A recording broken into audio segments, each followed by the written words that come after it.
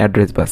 তো নাম থেকে আমরা বুঝতে পারতেছি এই বাসটার কাজ কি। এই বাসটার কাজ হচ্ছে হলো যে এই বাসের থ্রুতে অ্যাড্রেস ইনফরমেশনগুলো কীভাবে ফ্লো হবে। এখন একটা জিনিস খেয়াল করেন, ডাটা বাসের মাধ্যমে আমরা কী করে থাকি, ডাটা বাসের মাধ্যমে আমরা ডাটাগুলোকে ফেচ করে আনি, কিন্তু ডাটাগুলোর লোকেশন কোথায় আছে সেটা কি আগে আমাদের জানা উচিত না? যে ওই লোকেশন থেকে তো আমাদের ডাটাগুলো ফেচ করে আনতে হবে। তাহলে তো মনে করেন আমরা মেমোরি থেকে কোনো ডাটা সিপিইউতে আনতে যাচ্ছি এবং সেটা এক্সিকিউট করতে চাচ্ছি। এখন সেই ডাটাটা অ্যাকচুয়ালি মেমোরির কোন স্লটে বা কোথায় অবস্থিত সেটা কিন্তু আমরা জানি না। সেটা কে জানে? সিপিইউ জানে যে মেমোরির কোন লোকেশনে এটি স্টোর আছে।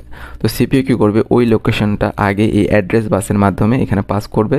তো ওই লোকেশনটা মনে করেন এই জায়গায় মনে করেন একটা লোকেশন নাম্বার আছে, তো এইখানে এই ডাটাটা আমাদের কী করতে হবে, স্টোর ফেচ করে নিয়ে আসতে হবে।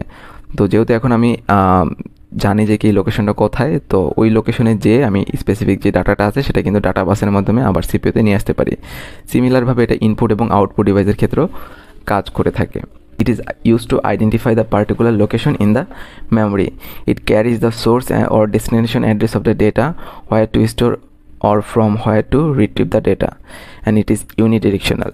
অর্থাৎ সিপিইউ এক্সিকিউট করা শেষ, আমরা তো দেখলাম যে কোনো একটা স্পেসিফিক লোকেশন আগে সেট করে দেওয়া হয় যে এই লোকেশন থেকে ডাটা ফেচ করে আনতে হবে।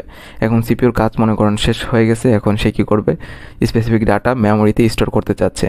তো স্টোর করার জন্য মেমোরির কোন লোকেশনে সেটা স্টোর হবে সেটা আগে অ্যাড্রেস বাসের মাধ্যমে সে মেমোরির এই জায়গাটা বুক করে ফেলে। মনে করেন আমরা এই জায়গাটা আমাদের ডাটাটা এক্সিকিউশন ডাটাটা স্টোর করতে যাচ্ছি, এই লোকেশনের ডাটাটা অ্যাড্রেস বাসের মাধ্যমে আগে এখানে মেমোরিতে যে বুকিং করা হয়, তারপরে স্পেসিফিক যে ডাটাটা থাকবে সেটা ডাটা বাসের থ্রুতে এই লোকেশনে যেয়ে আপনার কি করা হয়, স্টোর করে দেওয়া হয়। সিমিলারভাবে আউটপুট ডিভাইসের ক্ষেত্রে আমরা বলতে পারি যে আউটপুট ডিভাইসে আমরা কোনো কিছু ডাটা শো করতে চাই, তাহলে সেই ক্ষেত্রে কী হবে, সেটাকে আমরা মেমোরিতে অ্যাড্রেস বাসের মাধ্যমে একটা জায়গা আমরা স্লট বুক করব, তারপরে ডাটা বাসের মাধ্যমে সেই ডাটাটা এখানে স্টোর করব। এখন আবার আউটপুট ডিভাইসে সেই ডাটাটা শো করব। তো আউটপুট ডিভাইসের জন্য আমরা কী করব, এই মেমোরি অ্যাড্রেসটা অ্যাড্রেস বাসের মাধ্যমে যে আমরা আউটপুট ডিভাইসকে বলে দিব যে তুমি এই জায়গা থেকে, মেমোরির এই জায়গা থেকে ডাটাটা ফেচ করে আনো। তো তখন কি করবে, যেহেতু সে লোকেশন জানে, তখন আউটপুট ডিভাইস কী করবে, ডাটা বাসের থ্রুতে এই লোকেশনে যাবে, যে আউটপুট ডেটাটাকে নিয়ে আসবে এবং সেটা সে কী করবে, শো করবে আমাদেরকে। সো এটা কিন্তু ইউনিডিরেকশনাল, অর্থাৎ একই সাথে দুই দিকে এটা কাজ করতে পারে না। তো একটা আমরা এখন এক্সাম্পল দেখবো অ্যাড্রেস বাসের। তো সবার আগে কি, সিপিইউ ধরেন কোনো একটা স্পেসিফিক টাস্ক পারফর্ম করতে যাচ্ছে, তার কিছু ডেটার প্রয়োজন মেমোরি থেকে। তো সবার আগে কী হবে বলেন তো, সবার আগে একটা কন্ট্রোল সিগন্যাল বা টাইমিং সিগন্যাল যাবে কার কাছে, মেমোরির কাছে। মেমোরির কাছে জানাই দেওয়া হবে যে তোমার সাথে আমার কিছু কমিউনিকেশন আছে, তোমার এখানে আমি একটা ডাটা রিট্রিভ করতে চাই বা স্টোর করতে চাই। এই সিগন্যালটা সে আগে দিয়ে দিবে, এই টাইমের মধ্যে সে কী থাকবে, অ্যাক্টিভ থাকবে মেমোরিটা।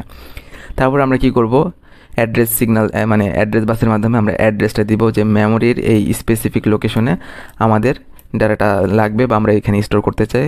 পরে কি ডাটা বাসের মাধ্যমে এই লোকেশন থেকে ডাটাটা হয়তো স্টোর করা হবে, নইলে সিপির মাধ্যমে ফেচ করে নিয়ে আসা হবে। ঠিক আছে, তো এখন আমরা দেখবো যে কি অ্যাড্রেস বাসের উইথটা কত। তো অ্যাড্রেস বাসের উইথটা বেসিক্যালি কী মিন করে, অ্যাকচুয়ালি জানেন অ্যাড্রেস বাসের উইথটাই মিন করে যে আপনার মেমোরি সাইজটা কতটুকু হবে।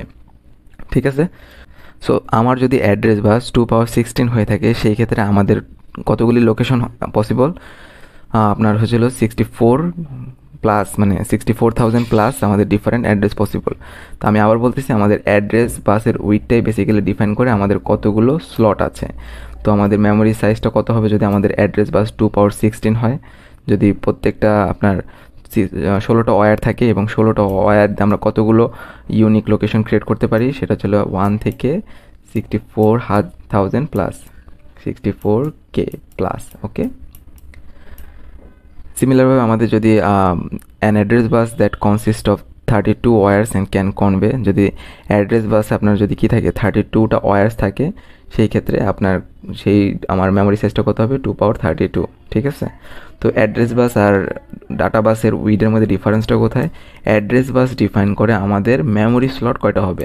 এই যে মেমোরি স্লট 1টা 2টা এরকম করে চলতে চলতে মনে করেন 64K প্লাস হয়ে গেছে, এতগুলি মেমোরি স্লট আমাদের আছে। ঠিক আছে, এখন এই মেমোরি স্লটগুলো ডিফাইন করে কি, আমাদের ডিফাইন করা হলো অ্যাড্রেস বাস, আমাদের কতগুলি মেমোরি স্লট হবে। আর ডাটা বাসের ওইটা কী ডিফাইন করে, ডাটা বাসের ওইটা হলো এই যে 64,000 প্লাস মেমোরি স্লট রয়েছে, প্রত্যেকটা স্লটে কত বিটের ডেটা থাকতে পারবে। ঠিক আছে, প্রত্যেকটা স্লটে এই যে ফাঁকা জায়গাটায় কতগুলি বিটের ডাটা থাকতে পারবে। সেটা হতে পারে 16 বিট, সেটা হতে 32 বিট, অথবা আপনার ডিপেন্ড করে যে 64 বিটও হতে পারে। তো